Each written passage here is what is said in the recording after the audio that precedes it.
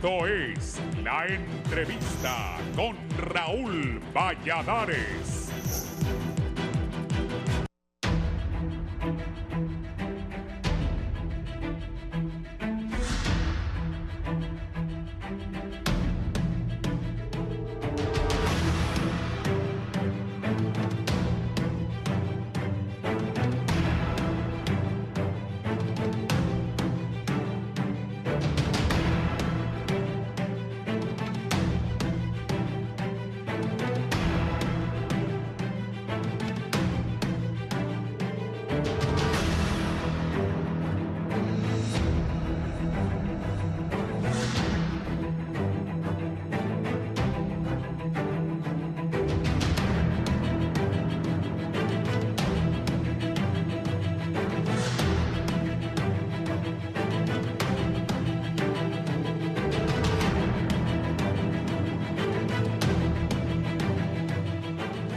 Continúan los escándalos de supuestos casos de corrupción durante el gobierno de La Vida Mejor. Desde el Ministerio Público han trascendido detalles acerca de investigaciones que están retomando después de años empolvados los expedientes en los archivos de la Fiscalía General del Estado. El fiscal general Joel Zelaya anunció requerimientos contra muchas personas y advirtió a los distintos sectores que dejaran la cantaleta de persecución política, ya que él no tiene venganza contra nadie. Solamente ejecuta las acciones para hacer prevalecer la justicia en el país.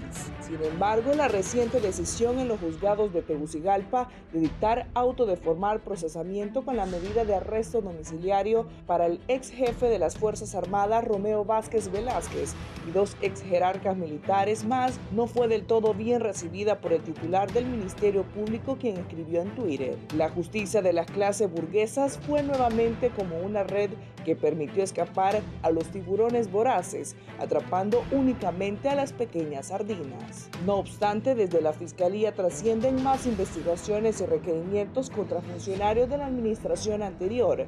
Un nuevo caso señala que a través de la extinta Secretaría de Desarrollo e Inclusión Social, Reinaldo Sánchez, Lizy Cano, Doris Mendoza, Eval Díaz, Lisandro Rosales, Ricardo Cardona y Miguel Zúñiga supuestamente malversaron fondos públicos desde el año 2014 a 2018.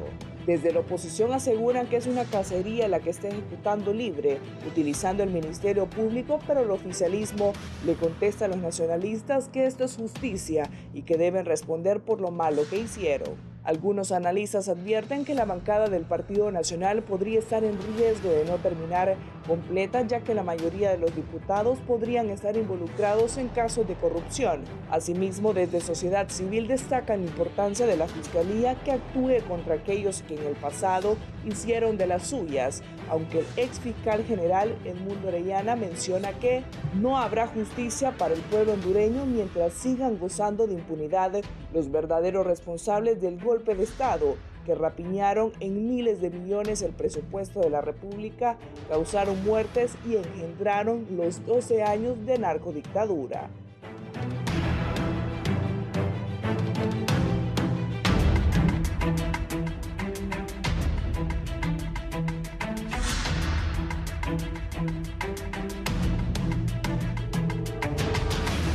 Buenos días, gracias por estar con nosotros. Bienvenidos a Canal 11 y Radio Visión Honduras. Hoy es lunes 13 de enero. El tema es en libertad se van a defender los altos oficiales en condición de retiros implicados en el caso de Isid Obed Murillo, acusados por la Fiscalía General de la República. Me buscas ahí más adelante el tuit que puso el fiscal y también el presidente del Congreso. Tengo distinguidos invitados, diputados del Congreso Nacional, diputado por el Partido Salvador de Honduras, la abogada Fátima Mena. Abogada. Muy buenos días, un gusto, Raúl, estar con ustedes esta mañana. Un saludo al pueblo hondureño, también a mi compañero de Cámara, al diputado Daniel Discua. Y bueno, un placer poder debatir temas importantes, ¿verdad?, del país, como caracteriza este espacio de la entrevista. Muchas gracias por la invitación, Raúl. Gracias, el diputado por el Partido Nacional, Departamento de Comayagua, Daniel Discua, diputado. Buenos días, Raúl, buenos días a la compañera Fátima Mena y buenos días al pueblo hondureño, en especial al de Comayagua, al cual representamos con mucho honor. Ya estamos listos para poder debatir los temas que usted ponga sobre la palestra, siempre tratando de dar nuestra opinión, nuestra tesis y que sea el pueblo hondureño quien decida con qué opiniones se queda. Sí, abogada Mena, ¿qué opinión tiene de la decisión del juez de dictar arresto domiciliario para el excomandante de las Fuerzas Armadas, Romeo Vázquez Velázquez, y también a los otros dos generales? El juez es Plinio Leonel Consuegra, es el dato que tengo aquí, raro el apellido. Plinio Leonel Consuegra es el juez que dejó, de acuerdo a sus criterios jurídicos, que los militares fueran a defenderse desde su casa. Abogada. Bueno, pues realmente no he tenido la oportunidad de leer las motivaciones, ¿verdad?, de esta auto de prisión. Esto es una prisión preventiva. Según el proceso penal hondureño, tiene diferentes etapas, ¿verdad? Esta es básicamente, tenemos la etapa donde cuando fueron arrestados, ¿verdad?, y se les dio detención judicial, es una etapa donde básicamente solamente se le dieron lectura a los derechos y se le hizo el conocimiento, en este caso, de los ex generales y miembros de las Fuerzas Armadas, de cuáles eran los hechos que se le estaban imputando. En este momento, pues en esta audiencia, pues creo que el Ministerio Público pudo probar la plena prueba de la comisión de los ilícitos, ¿verdad? En este caso, tanto el asesinato de Isi Jovet como también de las lesiones de otra persona, y un indicio racional de participación, lo cual pues llevó a dictar auto de formal procesamiento y dictar una medida sustitutiva o distinta a la prisión, que en este caso es un arresto domiciliario. Creo que hay que asegurarnos pues que las medidas se cumplan, ¿verdad? Creo que es uno de los problemas que hemos tenido. El derecho penal pues trata de tener medidas que garanticen la permanencia de las personas implicadas dentro del proceso. Aquí pues yo creo que uno de los temas que hay que reflexionar alrededor del sector justicia es cómo nos aseguramos que la justicia se vaya a aplicar de forma igualitaria pues a todas las personas, ¿verdad? Que no exista ningún tipo de sesgos o ni beneficios. Pero cada juez no puede juzgar según la presión social o la posición ideológica, sino que una de las garantías que debe tener los togados y las togadas, los jueces, es justamente garantizar la independencia judicial y que sus decisiones las estén tomando en el caso en concreto, aplicando las leyes y haciendo las evaluaciones de todas las evidencias presentadas por parte, en este caso, de la defensa, ¿verdad? Y después del análisis del Ministerio Público. Así que no hay, el proceso sigue, todavía falta la audiencia preliminar para ver si se eleva a juicio oral y público, y en juicio oral y público pues ahí miraremos realmente el debate, ¿verdad? Y si el Ministerio Público tiene el sustento probatorio suficiente y la defensa ejercer su derecho de defensa, y pues será hasta en esa instancia de juicio oral y público donde se va a determinar la responsabilidad, es decir, la culpabilidad o la inocencia de esas tres personas que han sido judicializadas en el marco del golpe de Estado del 2009. Sí, para usted, diputado. Bueno, decir que una cosa es lo jurídico y otra cosa es lo político. Lastimosamente este caso pues se mediatiza mucho porque sabemos las implicaciones que hay detrás de él, sabemos que pues pareciera que nadie quiere cerrar las heridas que dejó el 2009, pareciera que queremos seguir alimentando ese tema, y digo esto porque una cosa es el caso en concreto de la muerte de este joven y otra ver algunas declaraciones mezclándolo con golpe de Estado y otros temas. Pero bien, con respecto a la decisión de los jueces, hay que decir que, ojo, no soy abogado de ninguno de los generales, pero hay un precepto constitucional que es el principio de inocencia. Lo que sucede en Honduras es que muchas veces vemos la prisión preventiva como un adelantamiento de la pena, y no se trata de eso. Ellos salieron de una audiencia inicial donde se les pudo haber dado un sobreseimiento definitivo, un sobreseimiento provisional o un auto de formal procesamiento, que es lo que ha pasado, y el auto de formal procesamiento a la par debe llevar la medida cautelar. ¿Por qué? La medida cautelar es previniendo el peligro de fuga del imputado, pero en este caso pues el juez ha valorado que ninguno de los generales se va a escapar del país, que no hay mayor riesgo, y les ha dado un arresto domiciliario. El proceso sigue. Yo pienso que dentro de todo lo que se quiere es justicia, no venganza. Entonces nosotros esperamos que estos hechos sean esclarecidos y que ojalá exista el juicio oral y público, porque ahí será donde la Fiscalía tendrá que mostrar elementos suficientes de que estas personas están implicadas en la muerte de este muchacho, y si no, pues quién pudo haber sido el autor material de haberle quitado la vida a este joven, ya que hay muchas teorías y muchas cosas que se dicen.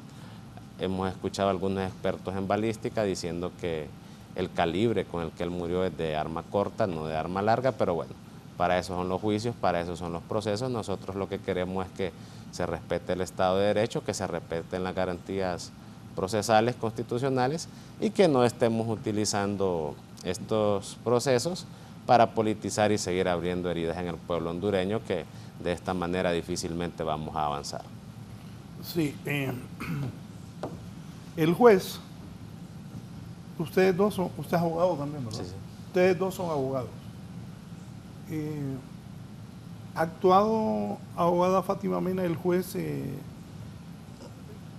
de acuerdo a ley? Es un juez penal, Plinio Leonel Consuegra. ¿Ha actuado así dice la ley? Bueno, yo creo que las medidas sustitutivas tienen, dentro del proceso penal, la regla es que los privados, las personas que sean enjuiciadas sean escuchadas en libertad. Esa es como la regla. Sin embargo, durante el tiempo se han ido dando ciertas reformas a donde pues lo que se busca es que cuando existan en algunos casos de algunos delitos, ¿verdad? Como por ejemplo tráfico de drogas, por ejemplo, entonces hay una limitación a poder aplicar el principio de libertad como regla en el enjuiciamiento por el enorme peligro o riesgo de fuga. Pues en este caso entiendo que para los delitos que se les está acusando, ¿verdad? En este caso, pues se consideró, entiendo que es un tema de la edad y estado de salud para poder aplicar este beneficio, ¿verdad?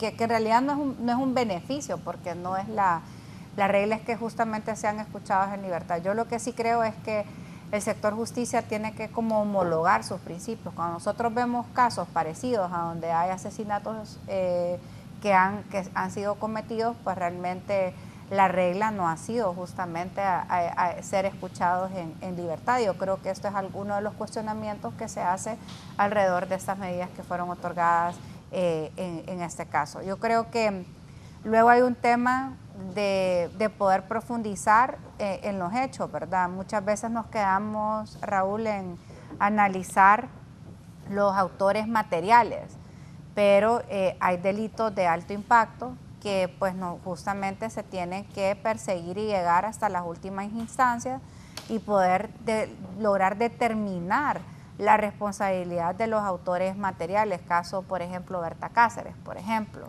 a donde pues para que las familias sientan justicia, no solamente nos podemos quedar a quién fue el gatillero, quién fue disparó, porque más bien esto lo que hace básicamente es criminalizar la pobreza. No, obviamente quienes dan las órdenes en estos casos, pues no va a ser el gatillero quien lo va a ir a ejecutar. Entonces son delitos pues bastante complejos que ameritan una investigación profunda, pero también no desincentivar o desmotivar que se llegue realmente a los autores materiales en estos casos. Y eso es justamente una de las recomendaciones que realizó la Comisión de la Verdad y la Reconciliación en su informe, en el cual pedía pues el esclarecimiento de los hechos del 2009.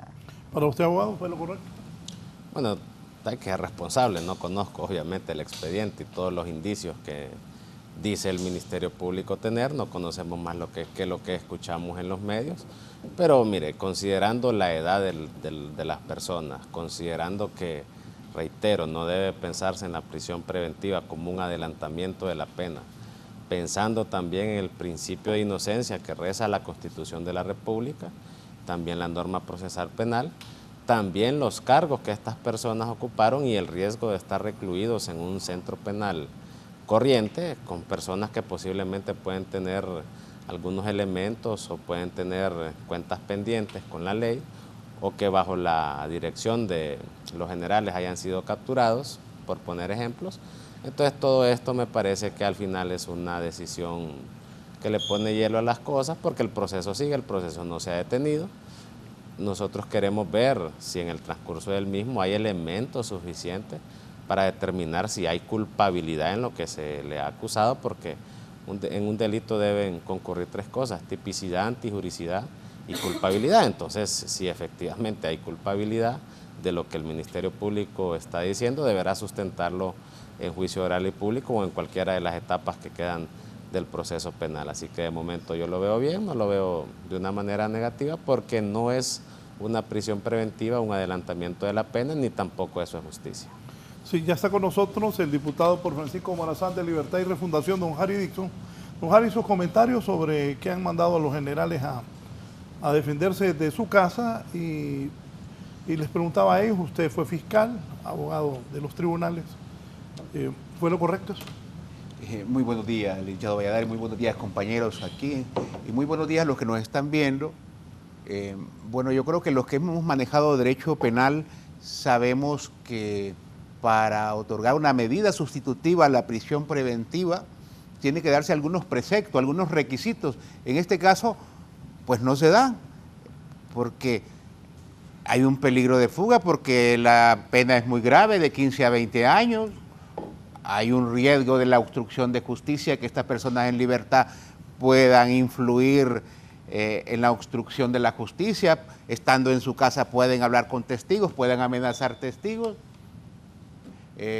Pero también hay que ser claro, el juez tiene toda la libertad de darla o no darla, la sustitución a la medida de prisión preventiva. Pero en Honduras hay que ser honesto. Aquí, cuando las personas tienen un poquito de poder económico y político o tienen muchos contactos políticos y económicos, difícilmente les van a dictar prisión preventiva. Aquí a Juan, a María, a Pedro, a José, aquellos pobrecitos que les presentan requerimientos fiscales todos los días en los tribunales, ahí no hay ese tipo de análisis. Ahí es prisión preventiva sin mayor discusión, y el juez fundamenta esa prisión preventiva precisamente en los preceptos que yo he establecido. Le van a decir, si es por homicidio, le va a decir gravedad de la pena, de 15 a 20 años, muy grave la pena, le va a decir el juez. Le va a decir, si usted está en libertad, va a obstruir la justicia. Si usted está en libertad, se puede escapar. Pero como son personas que han tenido un rol protagónico en la historia política de este país, yo me imagino que muchos llamaron a ese juez, muchos presionaron a ese juez para que le dieran una medida sustitutiva. También la historia nos dice que cuando le dan una prisión preventiva a personajes de este calibre, difícilmente van a llegar a una sentencia condenatoria. Hay que decirlo así, porque si no estaríamos engañando a la población hondureña. Aquí los pobres van a la cárcel. Y así ha sido siempre, los pobres, los que no tienen poder político, los que no tienen poder económico. Pero estas personas difícilmente van a tocar la cárcel. Creo que lo más que pudimos ver fueron estos dígitas que estuvieron en una habitación. Es lo más que creo que vamos a poder ver del señor Romeo Vázquez y los otros generales. Lo que hicieron en el 2009 favoreció a mucha gente de mucho poder económico en este país, y lógicamente hay que proteger a la gente que ayuda a algunos intereses económicos y políticos de este país. Hay que hablar por ellos, hay que defenderlos, porque aquí el que hace cosas como esa, como mandar a asesinar a un simple ciudadano porque tenía una idea diferente, porque tenía un pensamiento diferente, porque quiso actuar diferente, pues difícilmente van a quedar en prisión. Eso es lo que yo puedo calificar de lo que ha pasado con el señor Romeo Vázquez Velázquez. Van a estar ahí en su casa, de hecho no creo ni que estén detenidos en su casa, van a estar saliendo seguramente, pero la población hondureña va a seguir pidiendo al Poder Judicial esa palabra que tantas veces han pedido: justicia, justicia. Isis Obed Murillo era un muchachito que tenía un padre, que tenía una madre, que tenía hermanos, y que alguien dio la orden para quitarle la vida, porque temían que aquella gran multitud invadieran la pista de aterrizaje del Toncontín y permitieran el aterrizaje del expresidente Manuel Zelaya Rosales. Eso está claro. Yo estuve ahí. Y yo lo digo con toda la convicción del mundo. Yo vi todo. Yo vi cómo los militares dispararon. Ahí hubiera habido cualquier cantidad de muertos. Yo vi cómo los militares apostados en los edificios. Así que venir con tanta teoría y con tanto análisis jurídico penal, ahí quien controlaba la situación era el jefe de las Fuerzas Armadas, y el jefe de las Fuerzas Armadas era Romeo Vázquez Velázquez. Punto. Sí, póngame lo que ha dicho el fiscal, por favor, si son tan amables, para ver qué opinión tienen mis invitados. El abogado Luis Romero, después de la pausa, podrá participar.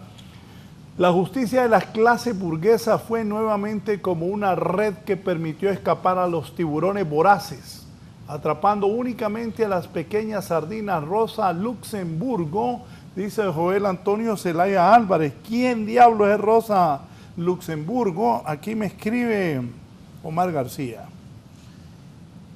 Rosa Luxemburgo dice, biografía.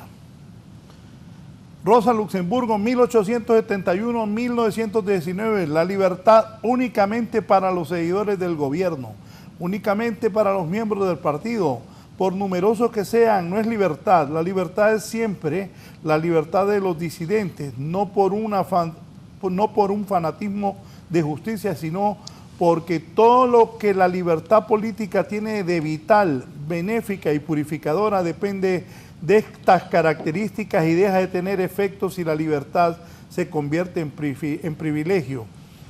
Ya que el fiscal citó a Rosa Luxemburgo, pues en contraparte y muy de acuerdo con nuestro comunicado como PINU SD sobre solo ver a un lado, murió asesinada en Berlín. Ella fue socialdemócrata polaca y después socialdemócrata alemana y murió asesinada en Berlín en 1919.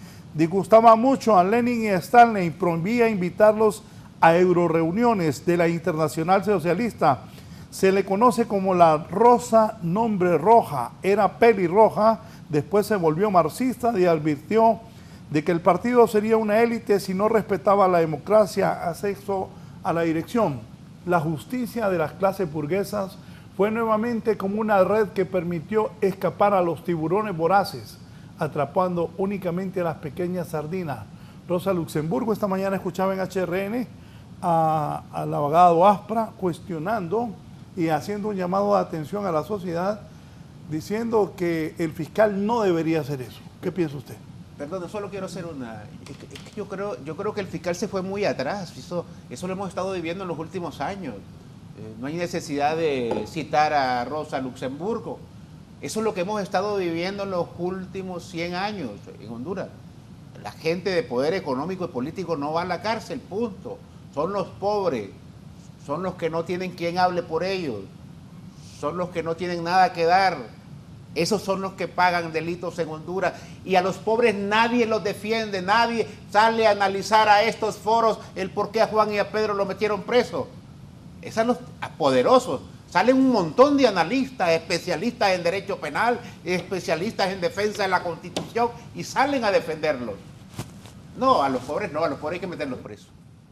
Bueno, tal vez aquí yo creo que por eso es importante el tema de la independencia judicial, porque nosotros no podemos tener justicia que se perciba como justicia selectiva, y desafortunadamente creo que hemos cometido los errores del pasado, en el cual no hemos apostado a procesos de selección y elección de altos funcionarios que nos garanticen que los titulares de estas instituciones sean personas realmente independientes, sino que se ha hecho una repartición del poder, antes de un bipartidismo, ahora de un tripartidismo, a donde todavía pues no se ha recuperado la confianza en los titulares de estas instituciones, donde vemos que se mueven piezas a lo interno del Poder Judicial, del Ministerio Público, para empujar o sacar algunos expedientes y también proteger a algunos que, como ahora ya están en el poder, ya no les conviene que se investigue. Entonces yo creo que esa es la crítica que hay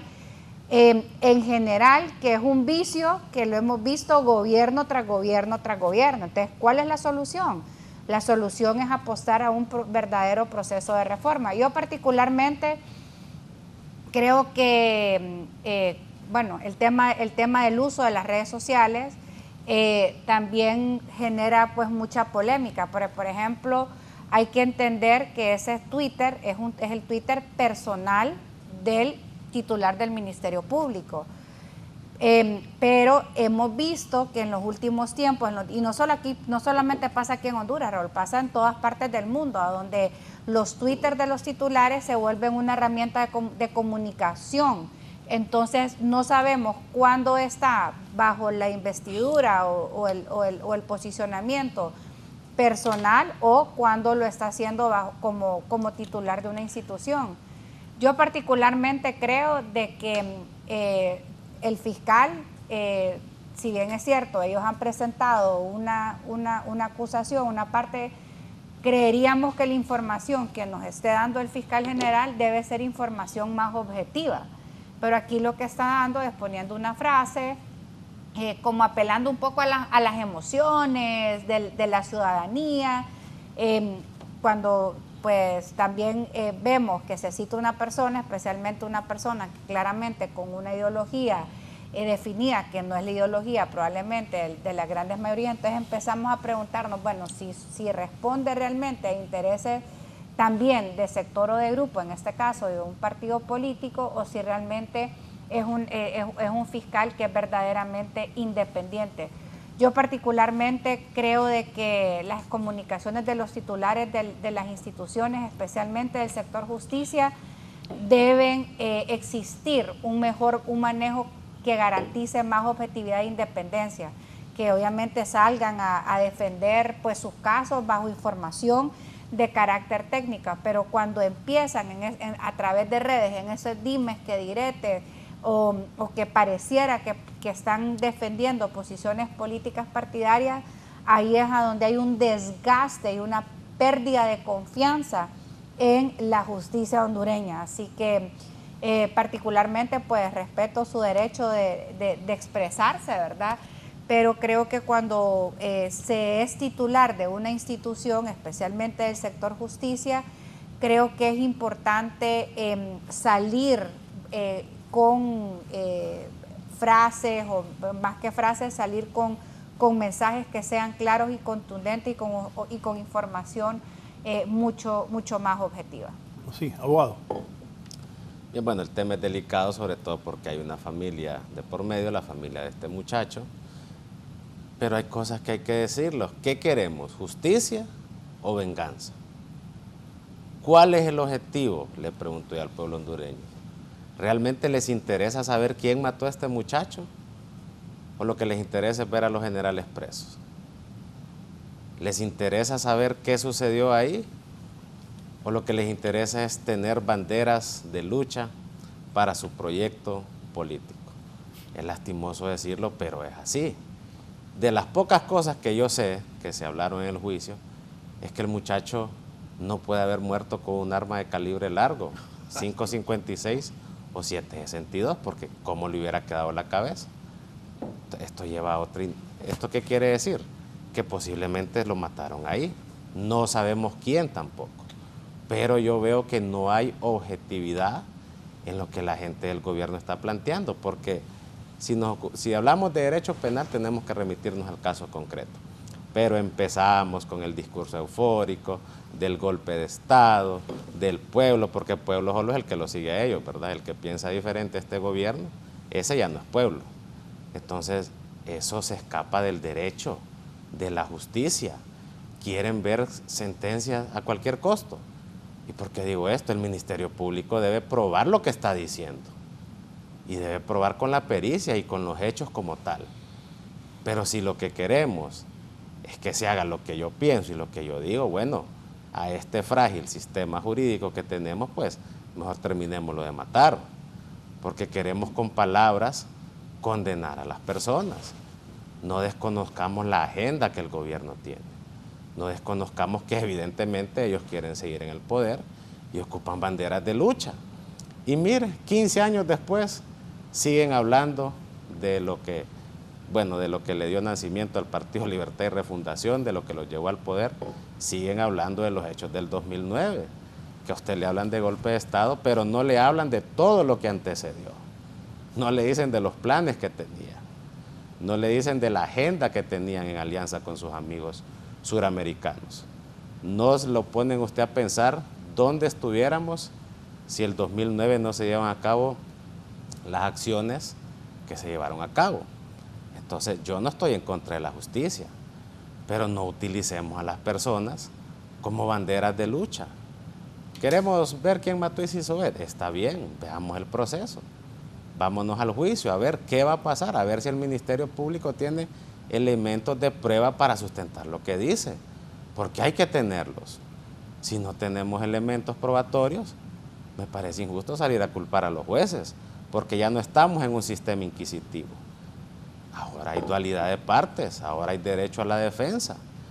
Así que lo que yo veo es que la intención es sentencia a toda costa, criminalizar a la oposición y así tener banderas de lucha en su proyecto político, que saben que por la vía electoral las posibilidades son mínimas porque la gente está descontenta con este gobierno. Así que nos desvían la atención, nos llevan a volver a hablar de estos temas, nos llevan otra vez a su causa del 2009, que es su bandera de lucha, para que no nos ocupemos en los problemas reales que el país tiene.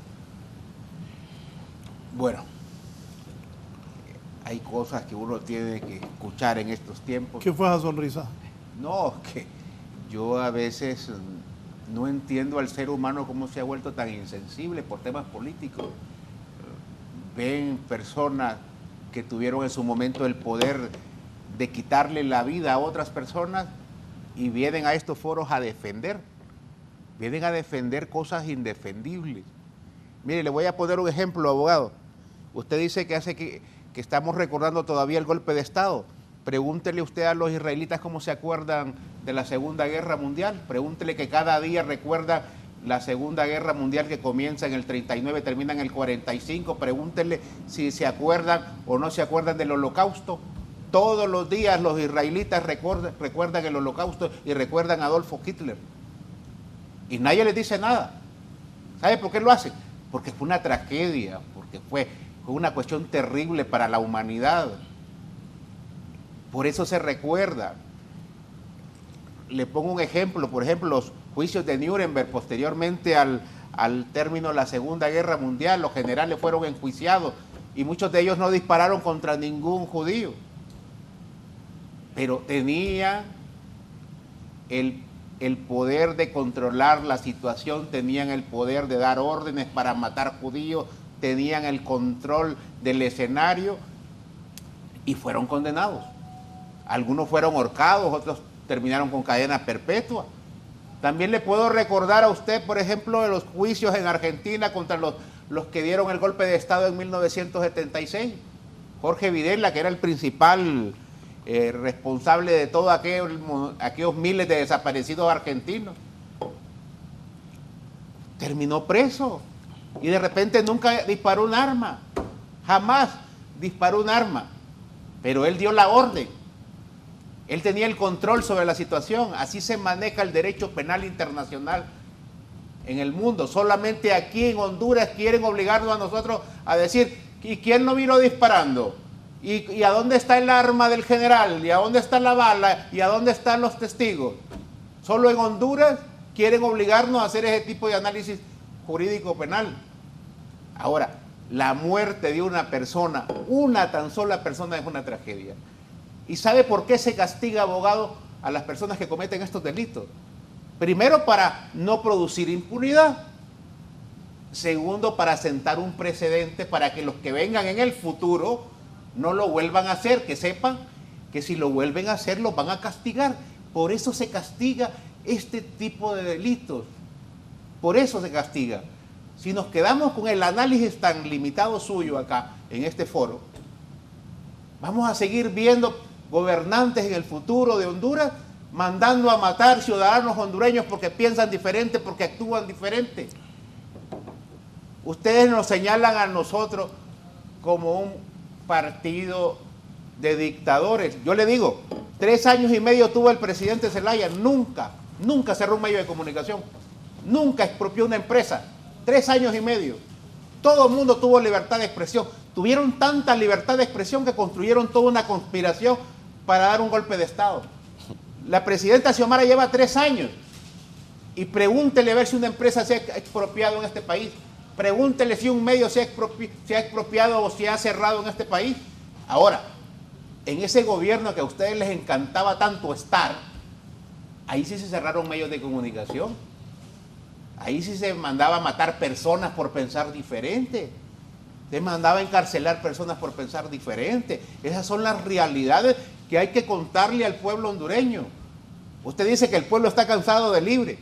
Pregúntele a toda esa gente que se le está construyendo carreteras, pregúntele a toda esa gente que se le está construyendo escuelas, pregúntele a la gente que se le están construyendo hospitales, pregúntele a la gente que le sale cero la factura de energía eléctrica, pregúntele a la gente que tiene subsidiado el combustible, pregúntele a todos ellos a ver si están enojados con el gobierno. Los que están enojados con el gobierno son ustedes y su gente porque quieren regresar, porque antes había libertad para saquear instituciones, antes había libertad para hacer un montón de situaciones.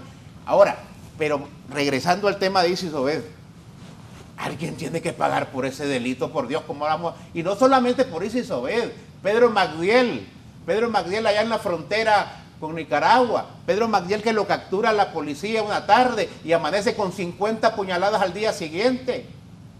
Y le puedo mencionar varios asesinados en el marco del golpe de Estado y le puedo mencionar varios asesinados en el marco del fraude electoral del 2017.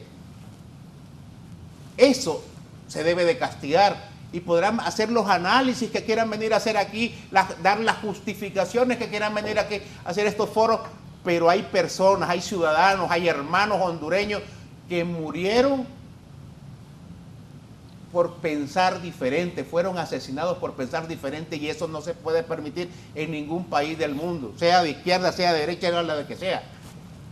Entonces, haga usted la diferencia, haga usted la comparación entre los gobiernos que ustedes defienden con los gobiernos que hemos tenido con el presidente Zelaya y con la presidenta Xiomara.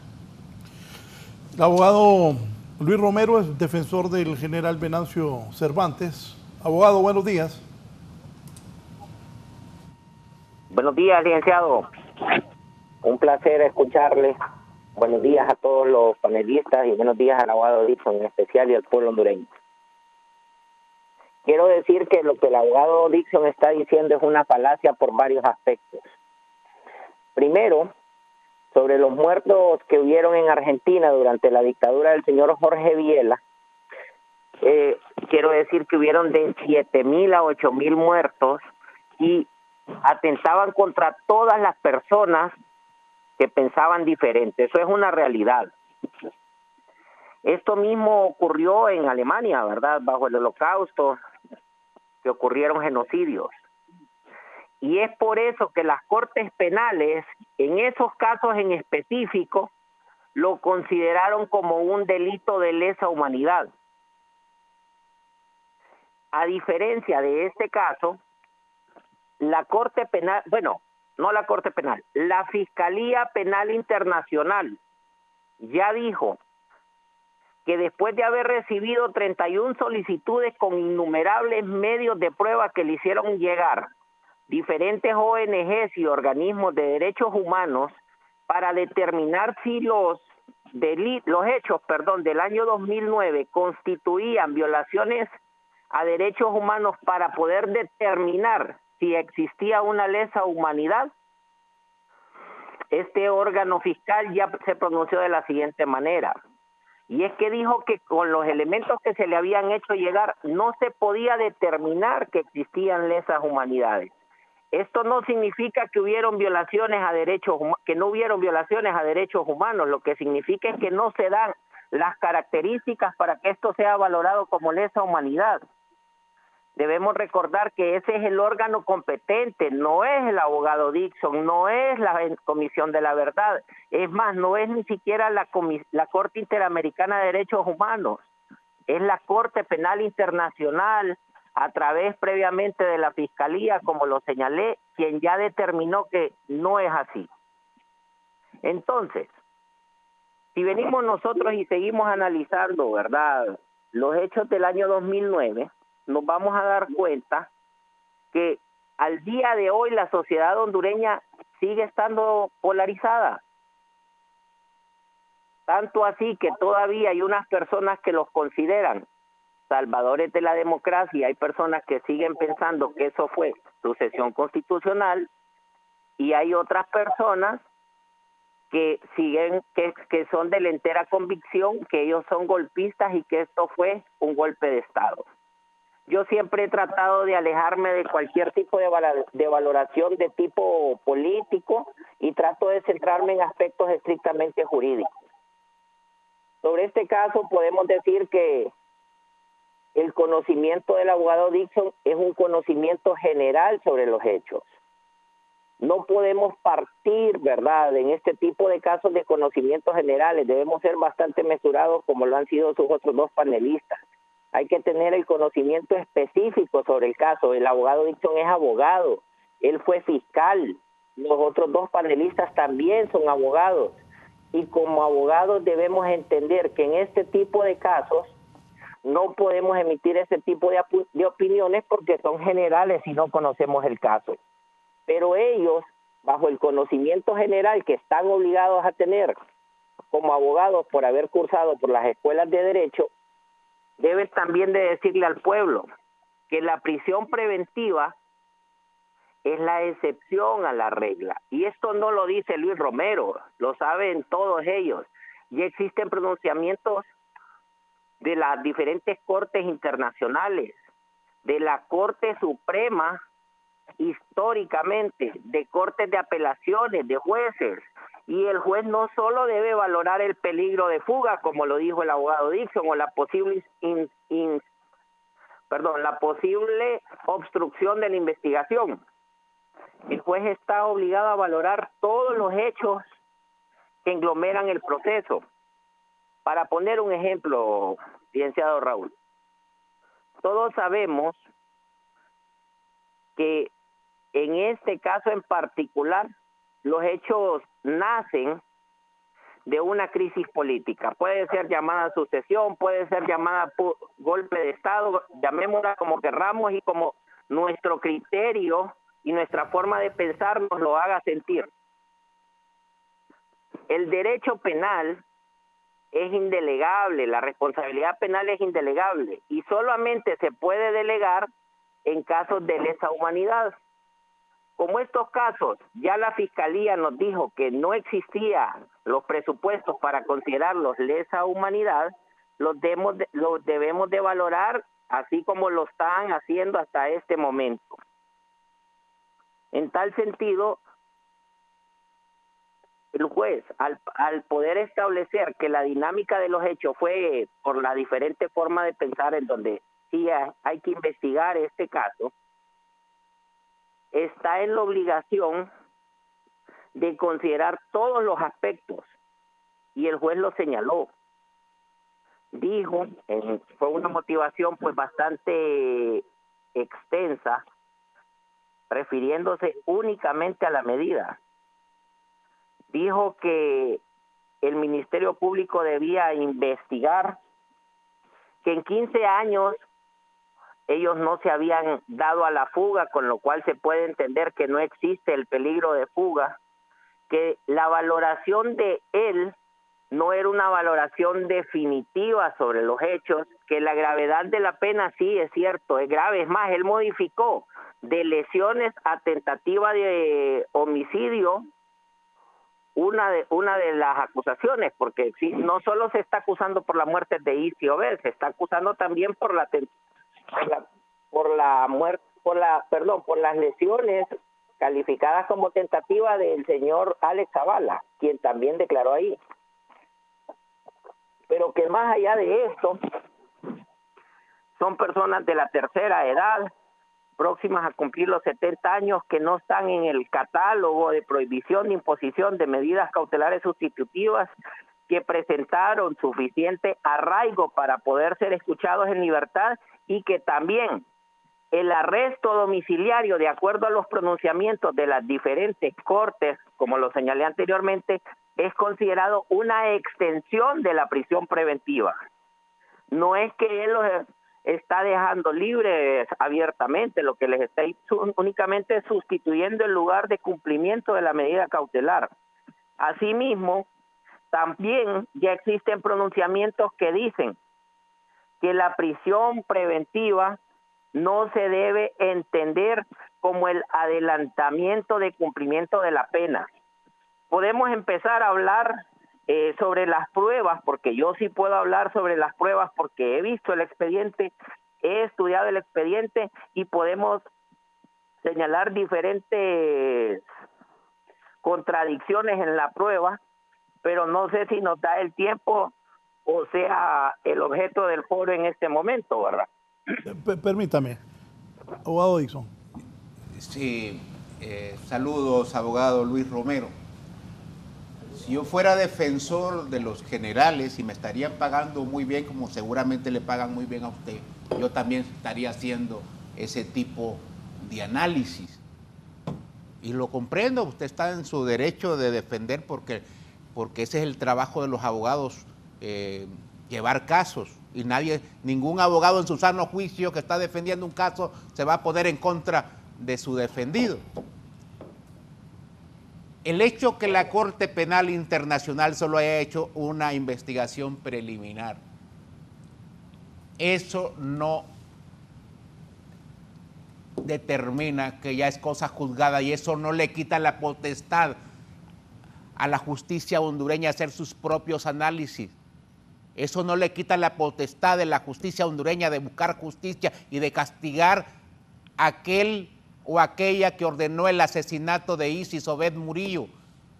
Eso no abre la posibilidad de que delitos de esta naturaleza queden en la impunidad, por Dios santo.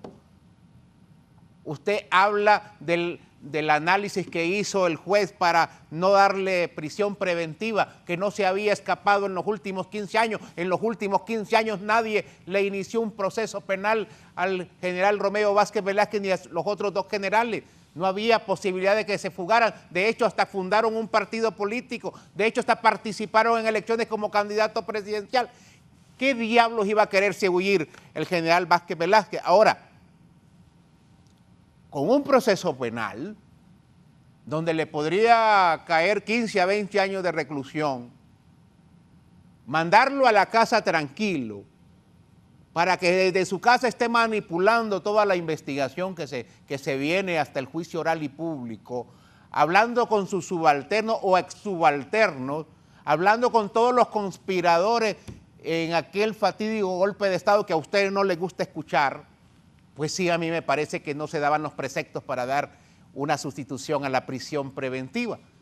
Pero yo a usted le acepto lo que dice, porque usted es el defensor y el defensor no puede ir en contra de su cliente, pero no confundamos a la población. Lo de la Corte Penal Internacional no es cosa juzgada ni le impide a la justicia hondureña decir o hacer un análisis jurídico o resolver a favor de la justicia y castigar a los responsables. Los que estuvimos ahí, abogado Romero, yo no estoy aquí con falacias como usted dice, los que estuvimos ahí vimos a los militares disparar, vimos los casquillos de los fusiles, vimos a los militares y a los policías cruzados en la pista de Toncontín. No nos vengan con cuentos, hasta fue televisado, hay imágenes, hay fotografías. Pero sigamos con este cuento, si en el futuro vendrán seguramente otros a hacer lo mismo, a matar gente solamente porque no están de acuerdo de la forma de pensar o la forma de actuar de esos ciudadanos, y eso es lamentable. Eso es lamentable y eso no se le debería poner ni color político, no se le debería poner ideología, porque la vida humana es lo más importante dentro de una sociedad y eso lo dice hasta la propia Constitución de la República. Bien, brevemente voy a volver con el abogado Luis Romero antes de ir a la pausa. Permítame, abogado. Y el abogado dijo algo ahí, que para unos es golpe de Estado, para otros es sucesión constitucional. Para mí es un golpe de Estado, clarísimo. Fue un golpe de Estado y Romeo Vázquez encabezó ese golpe de Estado porque era el jefe de las Fuerzas Armadas. Así es, para mí el golpe de Estado, tomando en consideración lo que ha dicho el abogado Romero, que para otros fue sucesión presidencial. Los que simpatizaban con el golpe decían eso. Sobre lo que ha dicho don Harry brevemente, porque tengo que ir a los anuncios. Valladares. Y adelante. Ok, dos cositas. Primero, déjeme decirle que el abogado Dixon ni siquiera conoce mi forma de pensar. Para mí fue un golpe de Estado. Sin embargo, como abogado estoy obligado a ver las cosas con objetividad. Obligado a defender a su cliente, pues. Como hondureño también.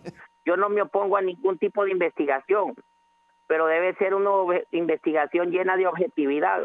Si partimos de lo que dice el abogado Dixon, de que a mí me pagan por hablar, yo también podría decir, ¿verdad?, que al menos yo hago un trabajo, porque a él todos los hondureños le pagamos por no hacer nada, porque no sesionan en ese Congreso. Pero yo no voy a caer en ese tipo de descalificativos, ¿verdad? Yo lo único que puedo señalar es que miles de personas se defienden en libertad por este tipo de casos. Y partiendo de lo que él dice, que estuvo ahí y que él vio a los militares disparar y que a todas las personas, quiero señalarle que él también tuvo que haber visto a otras personas disparar, porque en el lugar donde estaban los manifestantes se levantaron casquillos, porque se encontraron detonaciones en uno de los restaurantes, porque también existen indicios de que andaban personas armadas, y constan en el expediente, personas armadas dentro de la investigación, dentro del área donde estaban los manifestantes según la investigación, y es precisamente eso lo que se tiene que hacer, y no porque existen violaciones a derechos humanos, es que existe responsabilidad general de esto, responsabilidad penal de estas personas. La responsabilidad penal es indelegable y solamente se puede delegar por causas de lesa humanidad. Recordemos que fue una manifestación. Si era una manifestación, cualquier persona, puede ser un manifestante, puede ser un militar, el que por impulso, por miedo, por lo que haya sido disparó. O sea, yo lo que trato es que veamos las cosas con objetividad y nos alejemos de los criterios políticos, que tratemos de ser racionales.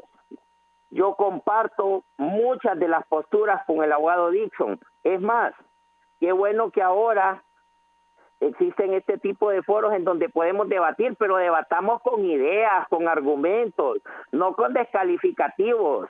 Es más, siempre, y perdón por decirlo así, abogado Dixon, no quiero personalizar, pero el argumento de los tontos es recurrir al descalificativo de los demás. Y yo no quiero pensar eso de usted porque sé que es un buen diputado, creo Abogado. en su gestión, sé que Abogado. lucha por las cosas que cree, ¿verdad? Abogado, mire, cuando yo le digo que un abogado defensor tiene que hablar a favor de su cliente, no es una descalificación. Ese es el trabajo de los abogados defensores. No digo que me pagaban O sea, por hablar, abogado. No trate de cambiar las cosas. Cuando El pueblo hondureño lo usted escuchó. va a salir a hablar, abogado. Si usted estuviera abogado, recibiendo lo que a mí me pagan, que ni siquiera sabe si me pagan o no, usted hablaría abogado, así. ese es el trabajo, y yo soy abogado también, ese es el trabajo de los abogados defensores. O sea, eso no es una descalificación. Yo miraría anormal que usted viniera a un foro y hablara en contra de su cliente. Eso sería para mí anormal. Abogado, si pero mi cliente usted está fuese hablando a favor de culpable, su cliente. probablemente yo le aconsejaría otro tipo de medidas. Usted como abogado lo sabe. Entonces no es descalificación, para que quede claro. Abogado Romero, su última participación breve, por favor, que tengo que ir a los anuncios. Únicamente que lo veamos con objetividad, que si él quiere formarse un verdadero criterio del expediente, de la investigación, el expediente es público y puede acudir, y que después de ver el expediente y las pruebas, haga un completo análisis. Siempre cualquier científico, cualquier investigador tiene que poner en duda sus propias tesis para dar oportunidad a otros planteamientos. Y solo para cerrar y probar ello, la reconstrucción de hechos que hizo el Ministerio Público solo consideró como que Isis Jovet se le disparó desde las personas que estaban en la pista. Científicamente eso no es probable porque así lo dicen los dictámenes. Si ellos le dieran vuelta a Isis Jovet y la forma de disparo y consideran los demás casquillos de disparo que encontraron en la escena del crimen en el área, donde estaban los manifestantes, pudieran haber otras posibilidades de otras personas que les dispararon. Y tiene que investigarse la muerte de Isis Obed. Yo estoy de acuerdo a favor de que se investigue.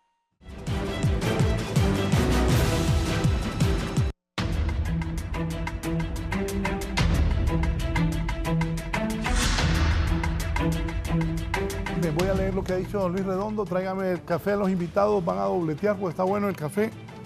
Y cal para César. Te cuento que a la gente le gusta el café. Por aquí tenía un mensaje. Bueno, más adelante lo leo. Me dice don Arturo. Entrevistados pausados para hablar con planteamientos diferentes y qué bueno que se dé este debate. Qué bueno que el programa se debate con participación de todos. Poneme lo que dijo don Luis Redondo. ¿Qué dijo don Luis Redondo? Que también ha generado polémica el presidente del Congreso, al igual que lo que dijo. La justicia de los poderosos es como un cazador que suelta a los leones feroces, pero cierra sus trampas sobre los conejos indefensos. Trabajaremos, oigan bien, creando y reformando leyes para que la justicia deje de ser una trampa para los débiles y un refugio para los poderosos, dice Luis Redondo, construyendo un sistema donde cada acto encuentre su consecuencia, sin privilegios ni excepciones. Siempre el inicio de un proceso de justicia es esperanzador. Advertimos a quienes la aplican. Mucha gente ya está interpretando que esto se lo dice a los jueces. Advertimos a quienes las aplican, no se burlen de la sed de justicia del pueblo, porque si el pueblo no obtiene justicia, encontrará su propia forma de reclamarla. Abogada Mera. Bueno, yo creo de que, pues, nuevamente, no sé si este mensaje lo está poniendo para el caso de los generales específicamente, pero yo creo de que comparto, ¿verdad?, de que hay gente muy poderosa. Los grupos de poder no solamente están en un gobierno, están en todos los gobiernos. Y yo creo que algo que hemos reiterado en este foro, o que particularmente he hecho énfasis, es la urgencia de recuperar la independencia del Poder Judicial, del Ministerio Público y además la confianza en las fuerzas de seguridad pública, tanto de la Policía Nacional como de las Fuerzas Armadas. El problema es que históricamente estas instituciones se ha repartido el poder y la cooptación del Estado ha venido justamente para cooptar las instituciones que deben aplicar justicia y que tienen el control de las armas y que deben su obediencia no a el mandato constitucional, no a la defensa de la ley, de la Constitución y las leyes, sino que son serviles a los que se encuentran tanto con poder político en ese momento, como quienes también han tenido control a través del poder económico, porque eso es algo que tampoco lo podemos negar. Yo creo que el golpe de Estado del 2009, estos últimos 15 años que hemos tenido en una crisis política, económica, social, deben de servirnos para reflexionar. Pero yo, por ejemplo, algo que lamento enormemente es que en este gobierno, por ejemplo, se haya denunciado el tratado de extradición, porque ese es un blindaje para quienes hoy están en el poder y que particularmente viene a proteger en el marco de un caso relacionado con la familia presidencial actual. Y entonces nosotros quisiéramos que ese mensaje que hoy tira el presidente del Congreso sea no solamente para hacer referencia en un caso en particular, sino que se aplique de forma generalizada a todos los casos que claman justicia, porque la justicia no tiene color político, la justicia no tiene clase social, la justicia no tiene profesión u oficio, género. La justicia debe garantizarse a toda persona, a todo ser humano, y debe de pasar por un sistema que sea verdaderamente independiente. Y desafortunadamente es lo que, por lo menos desde el PSH, no hemos visto en este gobierno. Es más, hemos visto que desafortunadamente han repetido las malas prácticas de blindaje y de protección para los suyos. Aquí porque en el marco de este foro tengo algunos mensajes a donde pues señalan justamente, bueno, está bien que se siga la justicia para los generales, pero no hemos visto realmente acciones contundentes, por ejemplo, para los diferentes casos que implican a personas cercanas al actual gobierno. Es más, se ha incluso instrumentalizado la misma institucionalidad para querer justificar, defender, proteger a las personas cercanas a este gobierno. Y ahí es donde la narrativa y el discurso se cae. Creo que, yo conozco a Harry, ¿verdad? Desde hace mucho tiempo, venimos trabajando desde la defensa de la Maxi en su momento. Pues a Daniel lo he visto también en el Congreso Nacional, pues que apelamos a la renovación de la clase política. Yo creo que ese es el trabajo que hoy debemos de hacer, reflexionar para que nosotros nos aseguremos que con la misma vara se vayan a medir a todos, que no nos dediquemos a hacer leyes. Por ejemplo, de aquí dicen que advierte el presidente del Congreso y que van a hacer leyes. Bueno, pero esperamos que las leyes que haga el Congreso Nacional no sean leyes para poder proteger a nadie en particular. Yo particularmente hay un reclamo que les tengo a los de Libertad y Refundación, y fue cuando en la ley para la selección y elección de altos funcionarios, por ejemplo, metieron un artículo a donde permitían que los abogados de narcotraficantes y corruptos pudieran participar en el proceso. Para mí ese es un pacto de impunidad. Para mí eso es permitir que personas que han defendido intereses de criminalidad organizada pudieran llegar a esas instituciones, que es un camino para la cooptación justamente del Estado. Entonces, creo que soy de las personas que voy a acompañar al Congreso Nacional, al presidente, al Partido Libertad y Refundación, para que apoyemos la ley de colaboración eficaz. Harry, ¿desde cuándo estamos empujando esta ley? Harry hizo un excelente trabajo como presidente de una comisión especial para dictar. Aprobemos la ley de colaboración eficaz. Deroguemos, miren, aquí le traje un análisis que se presentó en agosto del 2019, justo antes de la salida de la Maxi. Este es un análisis jurídico al nuevo Código Penal, específicamente en los delitos que tienen que ver contra la administración pública o los delitos que se conocen como delitos de corrupción. Hoy, ¿por qué tenemos tanta impunidad en delitos que tienen que ver como cohecho, fraude, malversación de caudales públicos, tráfico de drogas, lavado de activos? Es justamente porque el telón de fondo del código, el telón de fondo de la impunidad en el país es justamente el Código Penal de la impunidad, que después de 3 años no hemos podido avanzar.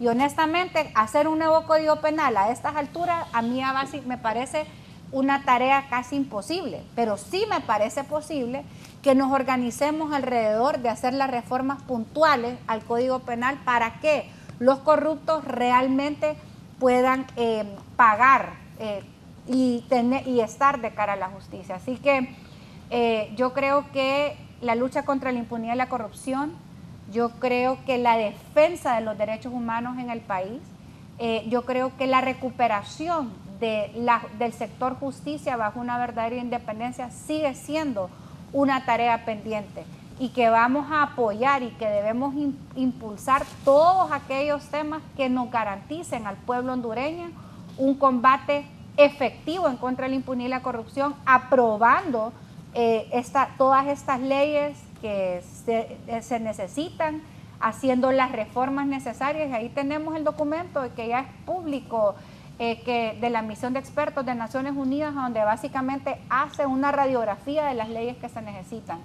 Pero hay que reconocer que para que estas herramientas funcionen y sean efectivas, nosotros también necesitamos recuperar la confianza en el sector justicia, que desafortunadamente todavía no lo hemos hecho por una visión de repartición del poder histórico que se ha tenido en el país en la selección y elección de altos funcionarios que pues son más obedientes al partido de turno que les pone que a la justicia misma. Por eso se vuelve importante, yo quiero hacer como una referencia y darle el beneficio de la duda y una reflexión, por ejemplo, al fiscal general o a al procurador, a todos los que están. La fiscal Telma Aldana, que fue la fiscal valiente que trabajó, era como la Luis Javier Santos de Guatemala, pero ella fue la fiscal que trabajó de la mano con la CICIG en Guatemala, valga la redundancia. Ella era una persona cercana en su momento al expresidente Otto Pérez Molina. Y todo el mundo creía que la fiscal Telma Aldana pues realmente no iba a hacer un trabajo independiente por esta visión, desafortunadamente una idiosincrasia centroamericana muy compartida de que quien está en el poder controla esas autoridades. Sin embargo, la integridad de esta mujer fue más allá. Y cuando ella estuvo en el cargo, trabajó de la mano con la CICIG, recuperó y montó una unidad estratégica, así como fue la UFECIC en su momento, la UFERCO, ahora UFECIC en su momento, fortalecieron esta unidad, lograron tener independencia y empezaron a presentar casos. Al punto que muchos dicen que se le dio vuelta a Otto Pérez Molina. No, yo no creo que se le dio vuelta a nadie. Yo creo que la mujer hizo su trabajo, fue fiel a su promesa de ley, de cumplir con la Constitución y las leyes. Yo creo que eso es lo que nosotros le apelamos a la reflexión a los operadores de justicia actuales, que ellos hagan su trabajo en función de su mandato y que ya no se presten a ningún tipo de maniobra o juego político de únicamente perseguir o judicializar para un sector, sino que se haga de forma igualitaria y equitativa. Y que aquellos casos que hay que sacudirlos, porque por ejemplo hay delitos que no prescriben, hay delitos que creo que la sed de la justicia por hondureño se necesita, yo estoy 100% de acuerdo, hay que dejar que el sector justicia haga su trabajo, pero para que tengamos confianza los y las hondureñas, debe garantizarse la independencia judicial y sobre eso tenemos que trabajar. Y hoy, hay mucho trabajo que hacer desde el Congreso, desde el Poder Judicial, desde el Ministerio Público y también desde la ciudadanía, a que no nos cansemos de reclamar y demandar acciones contundentes para recuperar la independencia judicial. Estamos básicamente ya a días de que el proceso de denuncia del tratado de extradición con Estados Unidos pues básicamente sea una realidad, es decir, ya no vamos a tener esta herramienta, pedirle reflexión a la presidenta Xiomara Castro para que pues esta herramienta continúe funcionando y bueno, pedir también que la promesa de una CICIG independiente, autónoma e imparcial pues realmente se pueda cumplir en el país. Para usted, esta posición del presidente del Congreso. Sí, bueno, se han dicho tantas cosas, ya ratos no platicaba y creo que brevemente voy a recapitular algunos elementos. El abogado Dixon, pues él tiene un estilo bien eufórico para expresarse, le hace aquí, le hace allá, le pega al escritorio, casi hasta le cree uno cuando está hablando, pero así es esta gente. Mire, la gente de izquierda tiende a polarizar las cosas. Es decir, ellos son buenos, uno es malo. Yo no soy abogado defensor de ninguno de los generales. Yo no sé si son inocentes, yo no sé si son culpables. Pero como bien lo dijo el abogado Romero, si no me equivoco, que llamó, yo solo tengo un conocimiento general de los hechos y sobre ese es que me puedo pronunciar. Mire que yo dije que no había indicio de que hubiera sido herido por arma larga. Lo confirma el abogado en la pericia del Ministerio Público, que fue con arma corta y de cerca, pero no le gusta al abogado Dixon que uno diga eso. De repente, como él fue fiscal, entonces al fiscal le gusta acusar y no quiere escuchar a la otra parte, pero los hechos jurídicos no debemos politizarlos. Me parece temerario traer aquí una analogía de Nuremberg y lo de Auschwitz, pero bueno, si de eso quiere hablar, ¿por qué no hablamos de lo que nos llevó a 2009? ¿Por qué no hablamos del acercamiento que en su momento tuvo el presidente Zelaya con el Cono Sur, con Rafael Correa, un prófugo de la justicia, con Evo Morales, acusado de pedofilia, con Hugo Chávez Frías, con el ALBA? Todos esos temas, pueblo hondureño, llevaron a esa crisis política del 2009. Y eso ellos no se lo dicen. Si quieren decir que los generales son responsables de lo que pasó, también responsabilicemos entonces a los políticos que nos llevaron a esa situación. ¿Por qué se insistió en una cuarta urna cuando la Corte ya había dicho que era inconstitucional? ¿Por qué se insistió en dividir a la familia hondureña? Y hoy, 15 años después, se sigue insistiendo en lo mismo. Entonces, estas cosas también hay que decirlas, porque no hay que escuchar solo una versión de los hechos. Y con respecto a lo que puso don Luis Redondo, también hay que decir otra cosa. Nadie está en contra de la justicia. Yo no estoy en contra de la justicia. Y decía Raúl extracámaras, a muchas personas de mi partido se les pasó la mano. Sí, que paguen. Yo no soy abogado defensor de nadie que haya dilapidado el erario público. Yo no voy a defender a personas que mancharon el nombre de mi partido. Pero paradójicamente la gente de este gobierno sí protege a los que tienen problemas legales, como lo dice la abogada Fátima Mena. Quitaron la extradición. ¿Por qué la quitaron? ¿Era un ataque de soberanía? ¿O era que ya andaba rondando algo cerca de la familia que dirige Honduras? Pregunto yo. Entonces el pueblo hondureño quiere ver coherencia en nuestros actos. Y la coherencia pasa porque la justicia no sea selectiva, porque se persiga todo tipo de hecho criminal, porque demos justicia. Hace poco hablaba yo con un alto oficial de la DPI y él me decía, doctor, si es que no tenemos los elementos suficientes para realizar las investigaciones, por eso solo 1 de cada 10 casos de homicidio, por ejemplo, se acaban judicializando, por la falta de capacidad técnica de nuestras instituciones. Entonces hay que apostarle al fortalecimiento de todo esto y dejar de dividir a la familia hondureña con la mediatización de los casos. Porque ¿qué es esto? Mediatización de los casos, mediatización de la justicia. Esto le pone presión a los operadores de justicia.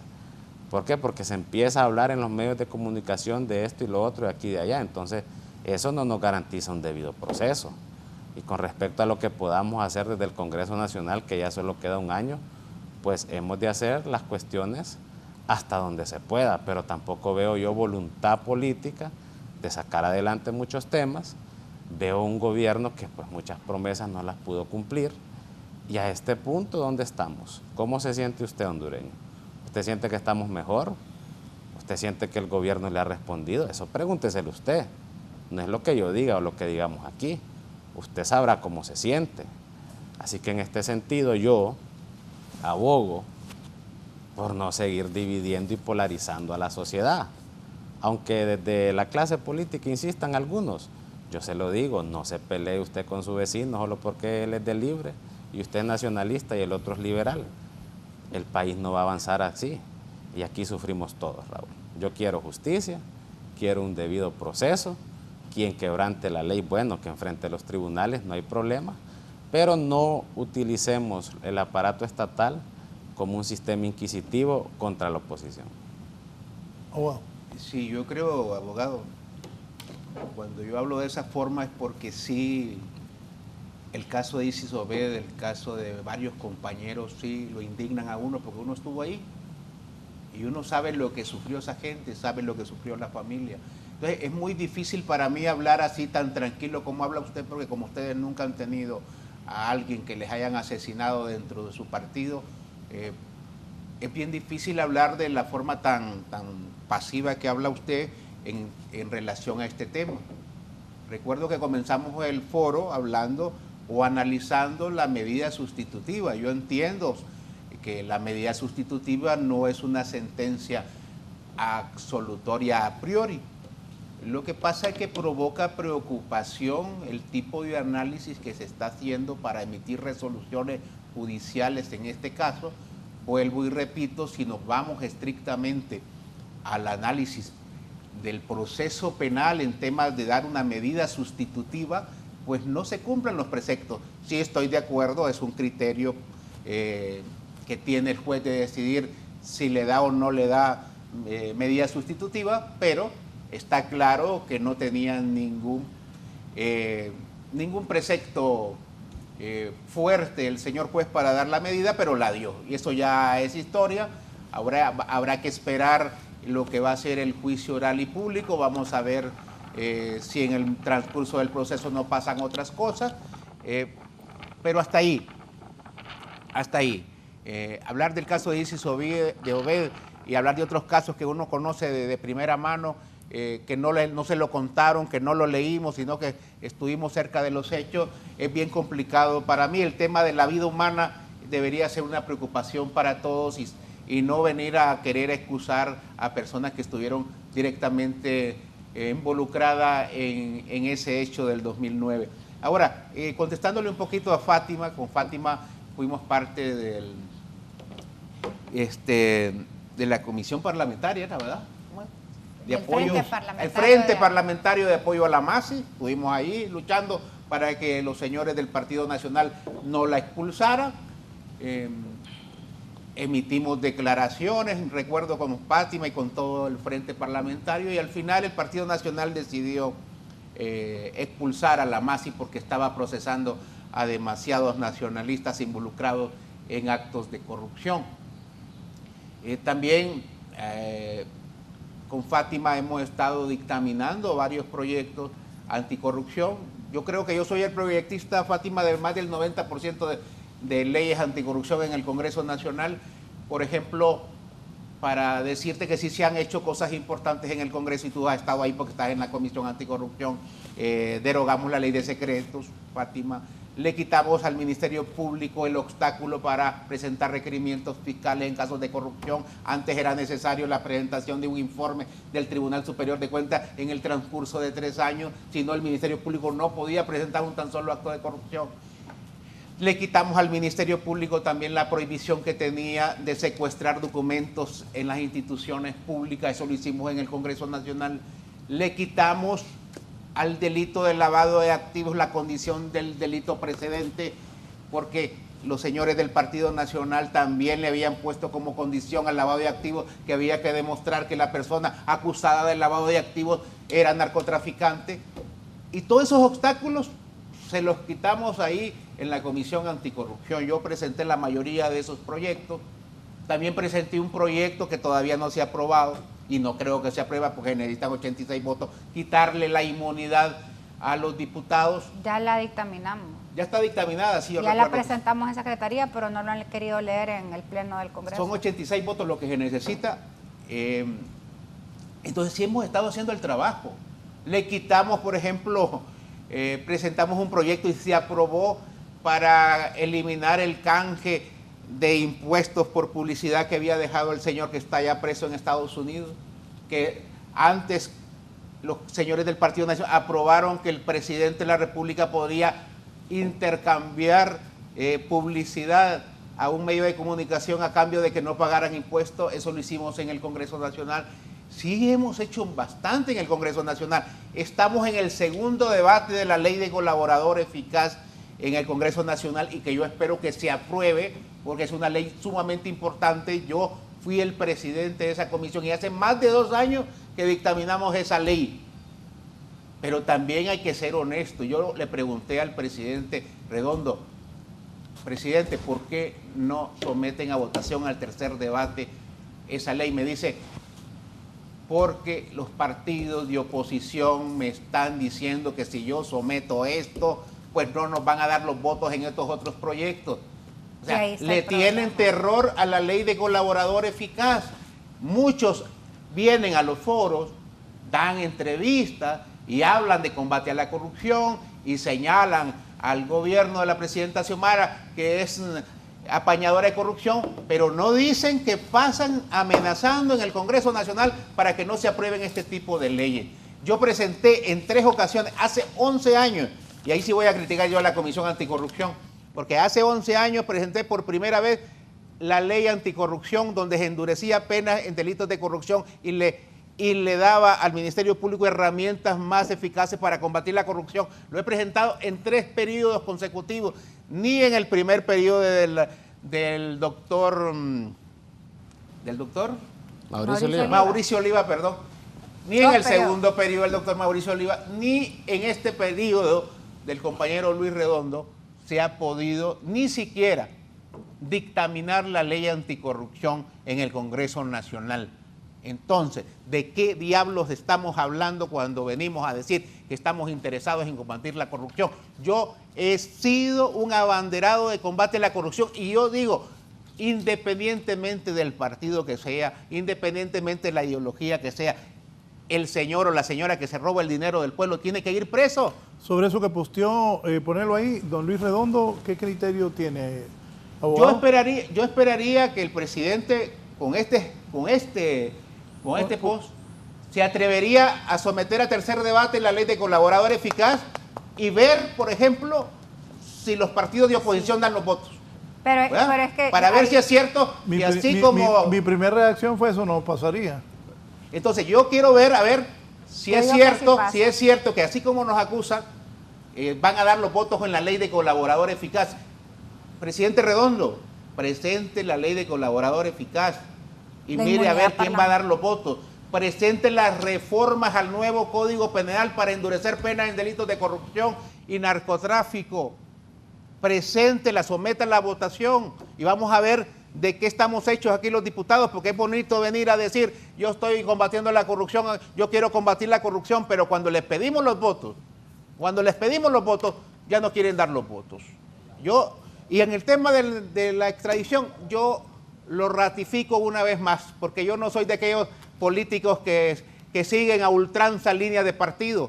Yo he visto cómo otros partidos, sus políticos siguen línea. Yo digo, el tratado de extradición debe continuar, porque los más felices son los que hoy protestan, con raras excepciones, porque Fátima no está metida en ese asunto.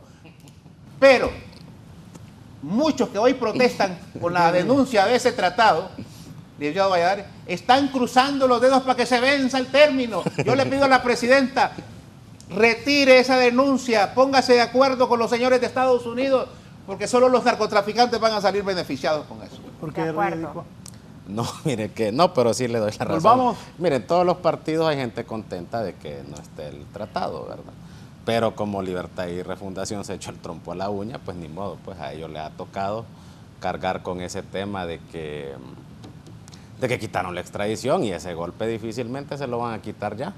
Ese y el tema del video, pues los ha golpeado muchísimo, entonces eso fue lo que me causó un poco de gracia, pero sí, en eso le doy la razón al abogado Dixon. Muchas personas dicen estar indignadas, pero en el fondo de repente están un poco contentos. Por lo demás, pues mire, en la ley de colaboración eficaz, yo lo he dicho no solo una vez, estas figuras, la mayoría para mí ya existen en el Código Procesal Penal, tanto el derecho premial para el que ya está condenado, como aquella colaboración que pueda prestar la persona en caso de ser detenido para esclarecer los hechos. Así que, pues bueno, pero si de repente es un triunfo que ellos le quieren presentar a la población hondureña, recuerden... Abogado, ¿pero van a ganar los votos? No, permítame hablar, abogado. Solo Es que yo no lo interrumpo, abogado. Y le estoy contestando de manera jurídica porque el derecho es una ciencia, pues. O sea, estas figuras ya existen en el Código Procesal Penal, búsquelas. Se me olvidan los artículos porque nadie se lo sabe todos, pero ahí están. Tanto en el derecho, hay derecho premial y hay oportunidades para aquellos que quieran colaborar con la justicia. Así que... sí. No, yo creo de que, como respondiéndole un poco a Harry, pues Harry es testigo de que nosotros hemos trabajado de forma conjunta y nosotros creemos que la agenda anticorrupción es un tema innegociable. Y de hecho el Frente Parlamentario de Apoyo a la Maxi en su momento, después Frente Parlamentario Anticorrupción, ahora Frente Parlamentario de Apoyo a la CICI, tiene una característica, que para poder ser miembros, las personas que entramos en nuestra condición personal, porque hemos sido diputados y diputadas comprometidas con la agenda anticorrupción. Y me gustó, Harry, que dijo algo ahorita. Bueno, yo soy, cuando se pronunció con el tema de la extradición, esa es justamente una de las características de los que buscamos dentro del frente, que ellos, pues, independientemente de las líneas que puedan tirar los partidos políticos, nuestro compromiso es impulsar y acuerpar la agenda anticorrupción. Yo creo de que dentro de los avances en materia anticorrupción que hemos tenido ha sido justamente porque hemos tenido un grupo de diputados y diputadas de diferentes partidos, porque ahí tenemos diputados de Libre, del Partido Liberal, del PSH, del Partido Nacional, doña Doris, una miembro honoraria designada presidencial porque fue diputada y ha estado en esto. Hemos conformado un grupo a donde hemos venido presentando los diferentes proyectos de ley que se requieren en materia anticorrupción, y ya sea que lleguen a la Comisión Anticorrupción o que lleguen a comisiones especiales, como por ejemplo en el caso de la Ley de Colaboración Eficaz. Yo soy proyectista y Jari fue la comisión que lo dictaminó. Hemos avanzado. Lo que yo no puedo dejar de obviar es que como activista anticorrupción, más allá de temas de partidos políticos, o sea, sobre todo para mí el tema anticorrupción está sobre los partidos. Y el problema es que hay una negociación histórica con la agenda anticorrupción. Entonces vienen, y les voy a dar un ejemplo, por ejemplo, cuando el CAF, que es cuando yo me he sentido más indignada y usada, entonces porque nos utilizaban como que fuéramos la chula. Entonces llamaban y decían, bueno, Comisión Anticorrupción va a meter la Ley de Colaboración Eficaz. No, en aquel tiempo creo que era el 93-2021, el tema del lavado de activos, porque querían sacar otros temas, querían conseguir votos, y al final han sacrificado la agenda anticorrupción por hacer negociaciones con otros temas que no tienen que ver con el tema anticorrupción. Y para mí la agenda anticorrupción debe ser innegociable. Han rezagado, es cierto, la ley, no, yo dictaminé lo de la ley de secretos, formaba parte de la comisión. Los 3 pactos de impunidad, los votos se promovieron y se trabajaron desde el espacio del Frente Parlamentario de Apoyo a la CICI. En la ley de colaboración eficaz, la inmunidad parlamentaria, la ley antinepotismo, el posicionamiento sobre los criterios para la selección y elección de altos funcionarios, son temas que todos nosotros hemos manejado y que hemos posicionado como grupo. Pero lo cierto es que la agenda anticorrupción se paró y se frenó hace casi 2 años. Nosotros hemos reiterado en diferentes ocasiones, y ahorita que ya estamos a días de que cierre la 3ª legislatura, reitero y secundo la posición de Jari, porque no es primera vez que lo hemos dicho en otros momentos, particularmente se lo he dicho a Luis. Someta a discusión la Ley de Colaboración Eficaz, porque porque ese proyecto no se puede discutir 2 veces en la misma legislatura, pero la legislatura ya la vamos a cerrar, ahí la volvemos a dictaminar, en un día la tenemos dictaminada y la volvemos a presentar en las 4, pero se terminan de caer las caretas y saber quiénes están a favor de este tipo de ley y quiénes no lo están. La figura de querellante, por ejemplo, adhesivo, que tanto se requiere. Lo que se necesita no es una reforma constitucional, es una reforma al Código Procesal Penal, que no solamente viene a ser un tema para que venga la CICI al país, es un tema de defensa de los derechos de las víctimas. Uno de los grandes problemas que tienen cuando hay intereses difusos, ¿verdad? O en temas de violaciones a derechos humanos y temas anticorrupción, es que las víctimas no tienen voz. Entonces, hacer una reforma al Código Procesal Penal para que las víctimas se puedan constituir también como parte en juicio, me parece que es una figura importante, que no solamente viene a apoyarnos en el tema de que venga una CICI al país, sino que es un avance en materia de derechos humanos para que las víctimas puedan estar realmente representados. Yo creo de que es importante, de verdad, avanzar en estos temas que vienen a fortalecer el sector justicia, que vienen a poder permitir recuperar la independencia de este sector para que la justicia sea aplicada de una forma realmente igualitaria, basados en los principios legales, e ir quitando desafortunadamente esas malas prácticas a donde se va perdiendo confianza en un componente tan importante de un Estado de Derecho como es la impartición de justicia en el país.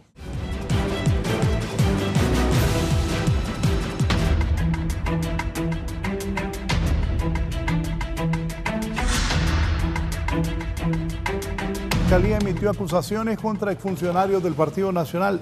¿Es persecución política eso, abogada? Bueno, yo creo de que hay varios casos que no podemos desconocer, que han sido judicializados desde hace mucho tiempo. Tenemos, justo antes de venir al programa, Raúl miraba un informe que hacíamos desde la Coalición Anticorrupción en su momento, a donde pues señalábamos varios de los casos que inició proceso de investigación la Maxi, que fue uno de los motivos por los cuales no se le renovó el mandato, justamente porque se estaba escalando en los procesos de investigación a personas pues con mucho poder político y económico en su momento. Entonces, también tenemos informes del Consejo Nacional Anticorrupción que también iniciaron diferentes líneas de investigación en varios casos en diferentes instituciones del Estado, a donde pues han sido algunas de estas investigaciones que han llegado justamente al Ministerio Público y se han presentado sus requerimientos. Así que este caso, por ejemplo, que Cedi Serantes, que ahora es Cedesol, es uno de los casos que recientemente han sido judicializados. Este es un caso que hubo incluso una auditoría social en su momento, una investigación. Así que yo creo que hay que, pues obviamente, respetar el debido proceso, la presunción de inocencia de las personas pues, que han sido implicadas en estos casos, pero esperar realmente que la justicia, pues en este caso, haga su trabajo. Yo creo que volvemos al tema con el cual iniciamos, ¿verdad? Creo que uno de las oportunidades de mejora que tiene el sector justicia en este momento, especialmente el Ministerio Público, es que sea más independiente, que los casos que se estén judicializando no solamente sean los casos que se conocen de la oposición, sino que creo que hay una doble responsabilidad de asegurarse que no se perciba que hay una justicia selectiva, que solo se persiguen a los que ya no están en el poder, o que se está más bien protegiendo a los que están en el poder. Yo creo que esa va a ser una narrativa que va a ser difícil de desmontar, pero creo que en muchos casos no podemos desconocer que en el tiempo del Partido Nacional, pues realmente, desafortunadamente, hubo un latrocinio increíble, hubo un saqueo sistemático del erario público. Una de las conocedoras en materia anticorrupción más grandes de la región, la licenciada Sara Chávez, hizo un caso de estudio específicamente en Honduras, y su conclusión fue que el sistema operativo en Honduras era justamente la corrupción. Entonces, por eso es que hemos hablado desde hace mucho tiempo de la urgencia de abordar la lucha contra la impunidad y la corrupción como un problema sistemático, como un problema grave, un problema de gran corrupción que requiere de grandes soluciones para poder ir erradicando ese cáncer que tenemos, y por eso mecanismos como la CICI, por ejemplo, se vuelven tan no solamente necesarios, sino que pertinentes, porque la corrupción desafortunadamente se desbordó. Entonces, creo de que pues no podemos desconocer de que esos casos que están ahí deben de continuar. Parte de los llamados que hacíamos desde del Frente Parlamentario en su momento de apoyo a la CICI, desde el Partido Salvador de Honduras, ha sido pues ser firmes en la lucha contra la impunidad y la corrupción, ser firmes en la defensa del Estado de Derecho y la democracia, ser firmes en garantizar los pesos y contrapesos. Por lo tanto, creemos de que se debe hacer su trabajo desde el sector justicia. Creemos que debemos de respetar y demandar que se sigan los procesos a aquellas personas que han sido implicadas en casos de corrupción, y no podemos desconocer que hay casos dejados por el legado UFESIC Maxi en su momento, líneas de investigación que fueron trabajadas y presentadas por el Consejo Nacional Anticorrupción, incluso, Raúl, por diferentes auditorías sociales hechas incluso por organizaciones de base y de territorio a nivel nacional, pues que merecen estar de frente o de cara a la justicia, y obviamente que se le respeten los derechos y garantías a las personas o a los supuestos implicados, pero no podemos desconocer de que una de las demandas y exigencias del activismo anticorrupción ha sido justamente estos procesos de judicialización. Se acusa a actuales diputados y funcionarios, incluyendo a algunos que no están en el país. ¿Es una persecución política o no esto contra el partido, miembros del Partido Nacional? Muy bien, como buen abogado yo no puedo estar en contra de la justicia. Reitero, justicia. La diosa Temis usó una venda precisamente para no ver a quién se le va a aplicar. Como ya lo dije anteriormente, sabemos como nacionalistas, reconocemos que hubo algunas personas que abusaron del poder, que abusaron de sus cargos, que se les pasó la mano, que mancharon la bandera de nuestro partido y que degradaron la institución. Pero no todos somos así, el nacionalismo de base no es así. ¿Y por qué digo esto? Porque también en el caso de estas personas que están acusados, y específicamente de mis compañeros diputados, con los cuales soy solidario, debo decirlo. Hay que esperar el proceso, hay que ver si hay elementos probatorios sobre las situaciones que se le está acusado. Particularmente yo he platicado con los tres y se sienten muy tranquilos, me dicen que saben que van a salir bien librados del proceso. No puedo hablar por otras personas que fueron ministros, que fueron acusados, pero sí hay un tema que no hay que dejar de tocar. Una de las estrategias de los gobiernos de este corte es la criminalización de la oposición. Eso lo puede encontrar usted en un libro que se llama La revancha de los poderosos, de Moisés Naín. Así que no me sorprendería empezar a ver una serie de requerimientos fiscales solo contra gente de oposición, gente del Partido Liberal, gente del Partido Nacional. ¿Y qué es? El fiscal tiene cosas buenas y malas y está bien que haga su trabajo, pero yo le pediría que investigue también a este gobierno, que también se judicialicen esos casos, porque la corrupción no es un fenómeno exclusivo de un partido político. La corrupción es inherente al ser humano, lastimosamente.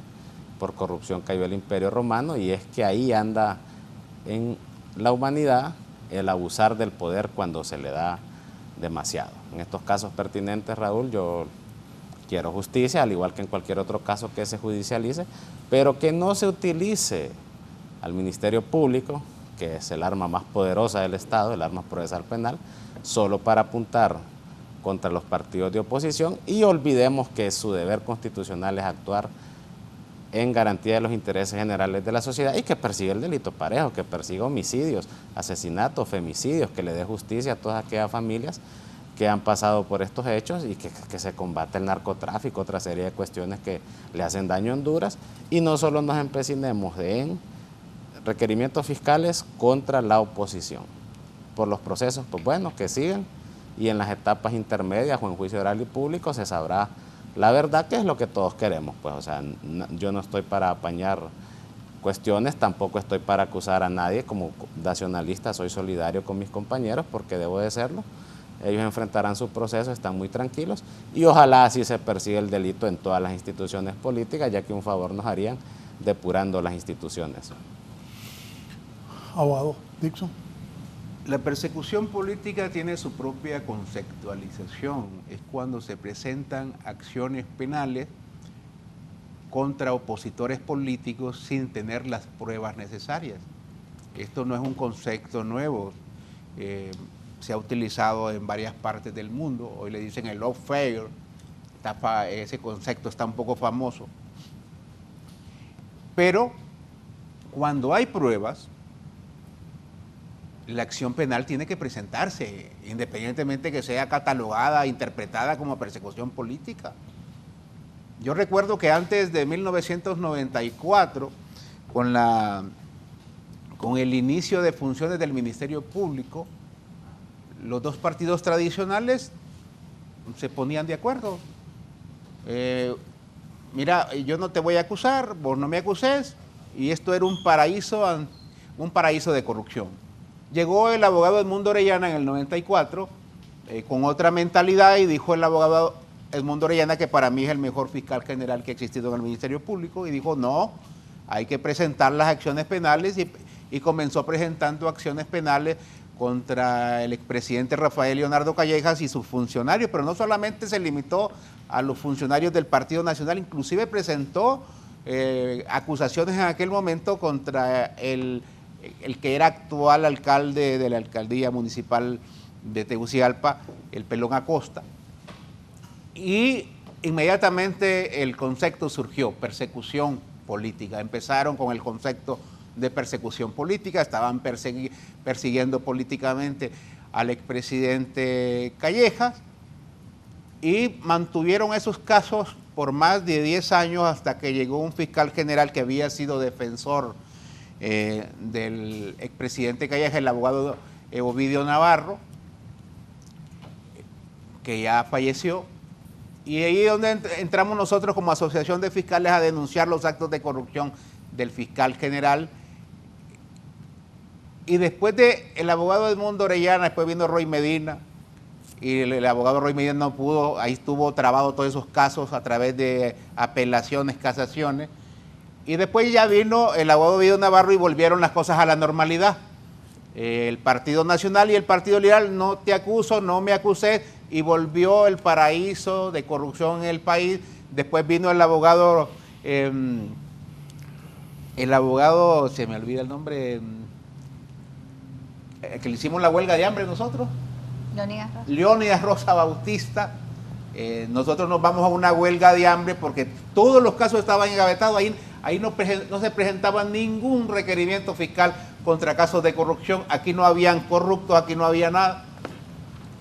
Y creo que después de todas esas luchas, después de la lucha de los indignados, la venida de la MAS y todo esto que ha habido en el tema de corrupción, ha logrado por lo menos procesar a políticos, y algunos están algunos años, todavía hay algunos que están presos, pero aquí la negociación era: no te acuso, no me acuses. Yo espero que esta nueva administración en el Ministerio Público aplique las leyes por igual. Espero que la Corte Suprema de Justicia también haga lo mismo y que no se preste únicamente a perseguir a unos y dejar en libertad a otros.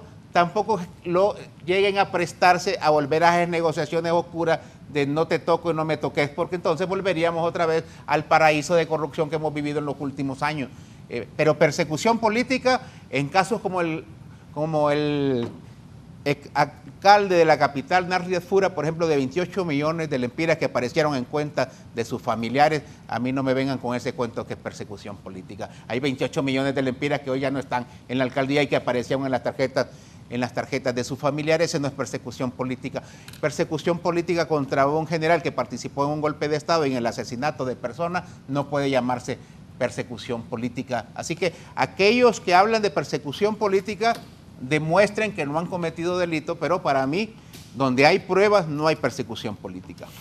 Bueno, vamos al cierre. Sí estoy de acuerdo con lo que dice el abogado Jari. El que no robó nada, pues, que presente.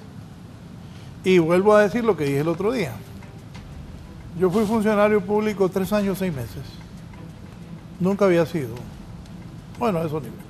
Fui secretario del presidente Zelaya. Era presidente ad honorem de la CONAPID. No teníamos presupuesto. Yo vendí unos anuncios para pagarle a los empleados. Y fui 9 meses presidente de CONATEL. Antes de entrar, mi abogado me dijo: presenta tu declaración.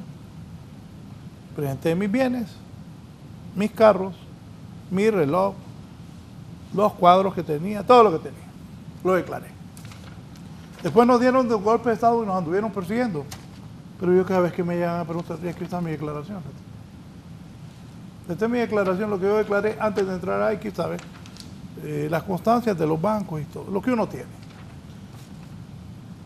Y ya después, pues, tranquilo. Como es el abogado, si uno demuestra que no ha agarrado nada, está claro. Pero se aparece con cosas que no son de uno. Porque seguir el dinero es fácil, de acuerdo a lo que me han informado de los bancos. Y también la riqueza de la noche a la mañana. Enriquecimiento ilícito. Sí. No es fácil esconderla. Así que los que no tienen problemas, si no hicieron nada malo, pues deben estar tranquilos, ¿no? Pero los que hicieron algo y saben que hicieron algo, deben estar preocupados.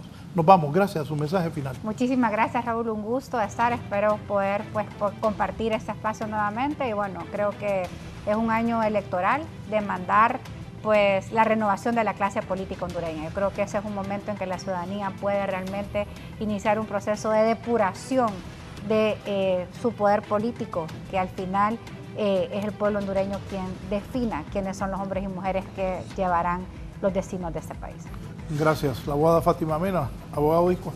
Saludar al pueblo hondureño, el de Comayagua, al cual representamos con mucho honor, aspirando a que haya elecciones internas, pues yo le pido al nacionalismo que salga a votar masivamente y que renueve el partido, que se fije bien en qué personas va a escoger, que ya no escoja personas que le han hecho daño a nuestro instituto, que no escoja personas que tengan compromisos con grupos oscuros.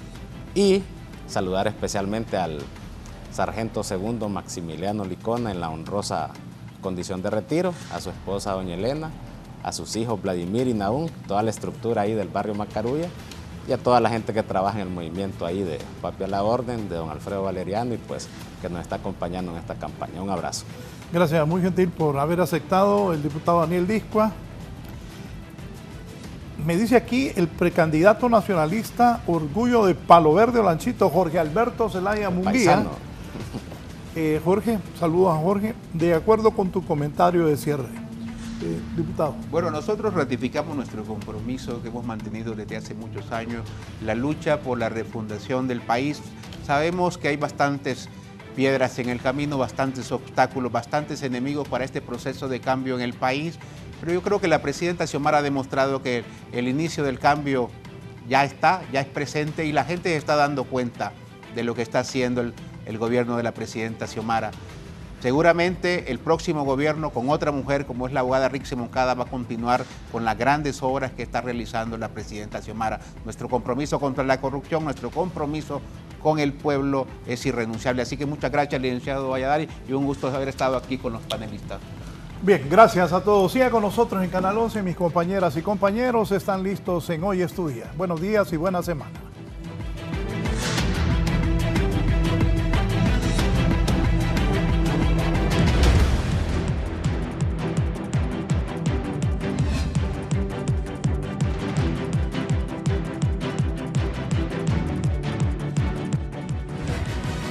Esto es La Entrevista con Raúl Valladares.